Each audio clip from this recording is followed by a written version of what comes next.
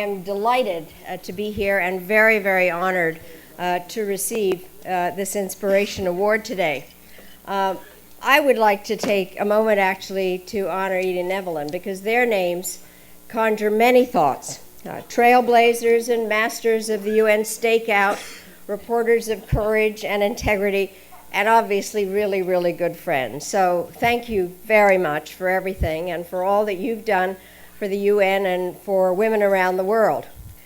I also would very much like to congratulate the Dog Fellows. What an amazing stories, and I'm delighted to have a chance to have met you and to hear what you've been doing. And I want to thank all of you for supporting the Dag Hammarskjöld Fund for Journalists.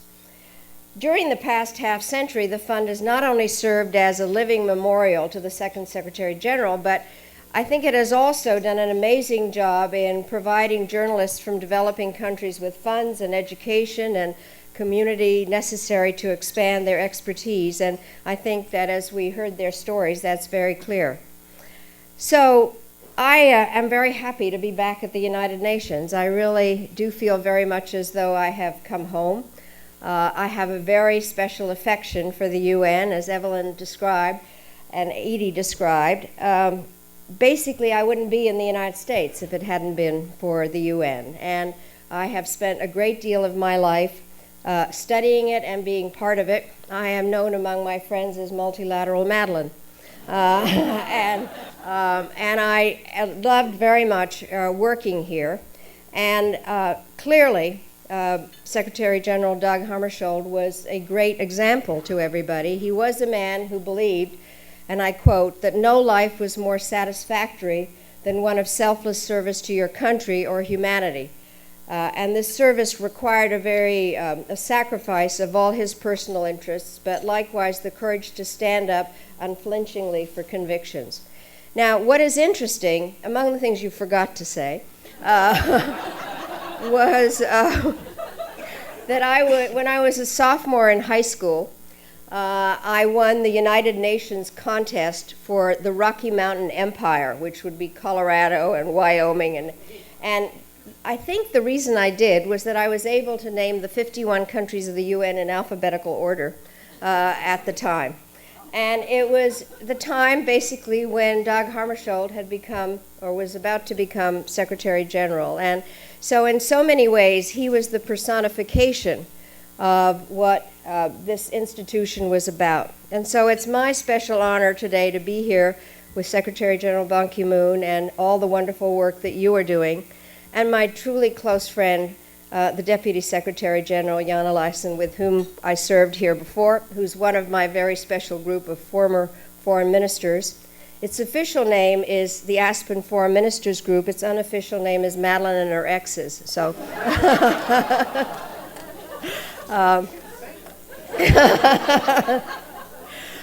let me say that, again, as Edie mentioned, I did have kind of a life wanting to be a journalist, and it was one of my earliest ambitions, but I have to tell you what happened between the Rolla Daily News and being the picture editor at Encyclopedia Britannica.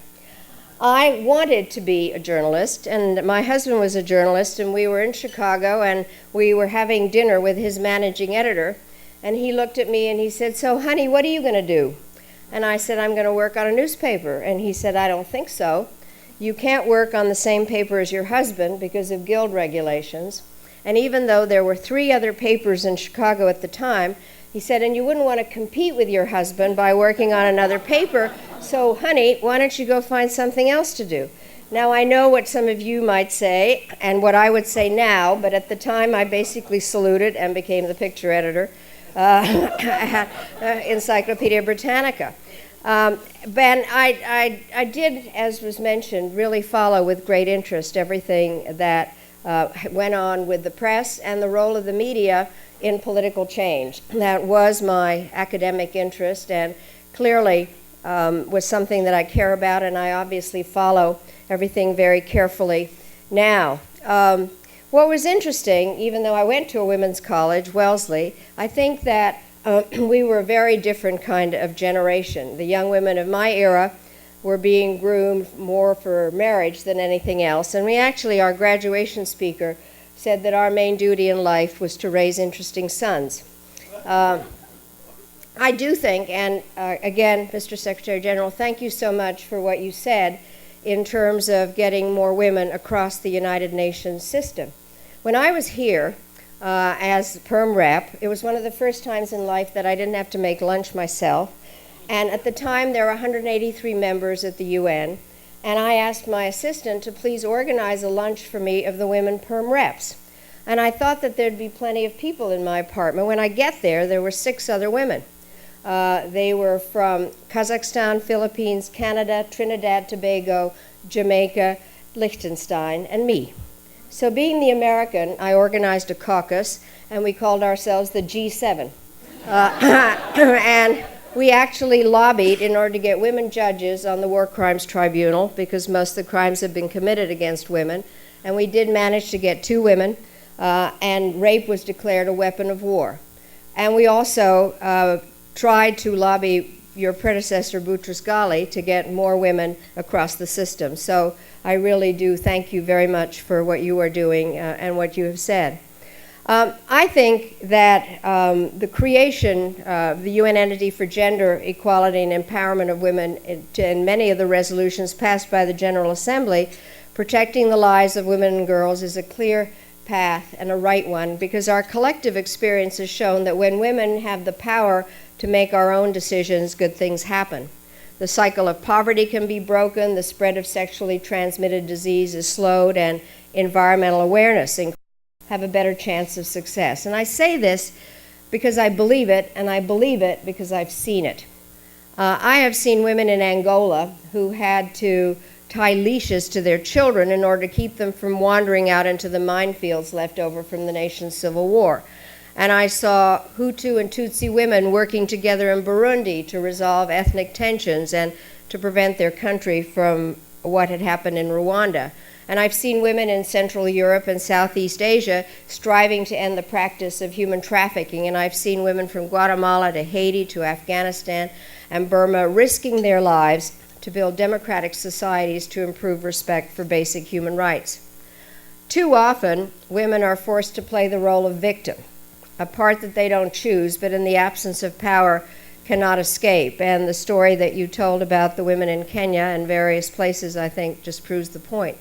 The good news is that women's empowerment is gaining ground because so many brave women have been unwilling to accept anything else. And today, we're mindful that progress in women's rights occurs step by step, and that each victory becomes a platform upon which the next may be built.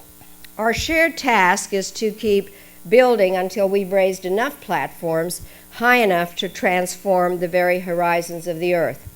And this is a difficult challenge to undertake, but one that I believe can be made easier in part by the Dag Hammarskjöld Fellows and all the other journalists that are here in the room. Although it may just be a coincidence, I do believe that it's particularly fitting that the 2013 Fellows are being honored today, that they're all women. And for it's all the more compelling when female journalists speak truth to power and cover the myriad crimes and abuses committed against women all over the world.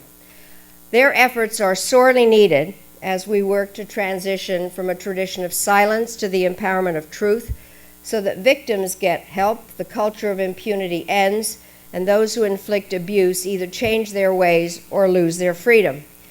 The single best way to deliver this truth is by nurturing the growth of a free and independent press. Those seeking to dominate others will move rapidly to define what is true according to their own ambitions and interests, but modern technology has made it harder to conceal facts.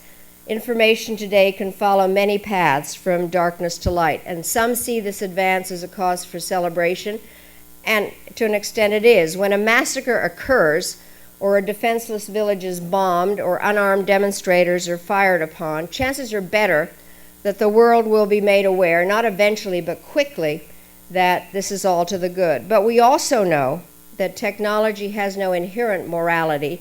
It can be exploited and abused. In the 1930s, the Nazis rejoiced in the capacity of radio to spread Hitler's ideology of resentment and hate. And in the 1970s, Ayatollah Khomeini employed cassette tapes to fuel a movement that promised liberty but delivered tyranny.